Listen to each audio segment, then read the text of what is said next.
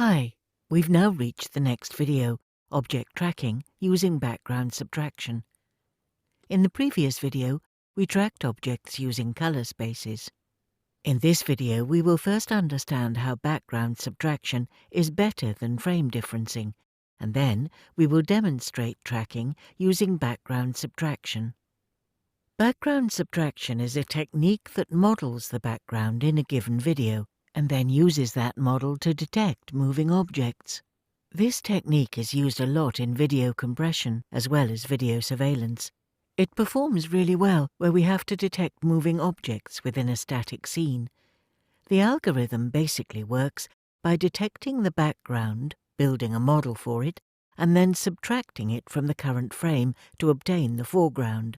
This foreground corresponds to moving objects. One of the main steps here is to build a model of the background. It is not the same as frame differencing because we're not differencing successive frames. We are actually modeling the background and updating it in real time, which makes it an adaptive algorithm that can adjust to a moving baseline. That is why it performs much better than frame differencing. Let's start. Create a new Python file and import these packages. Define a function to grab the current frame. Then we will resize the frame and return it. Define the main function and initialize the video capture object. After that, define the background subtractor object. Define the history and the learning rate. Then iterate indefinitely until the user presses the escape key. Start by grabbing the current frame, and then compute the mask using the background subtractor object defined earlier. Convert the mask from grayscale to RGB. Display the input and output images. And lastly, we check if the user pressed the escape key. If so, exit the loop using break. Once you exit the loop, make sure you release the video capture object and close all the windows properly with this line.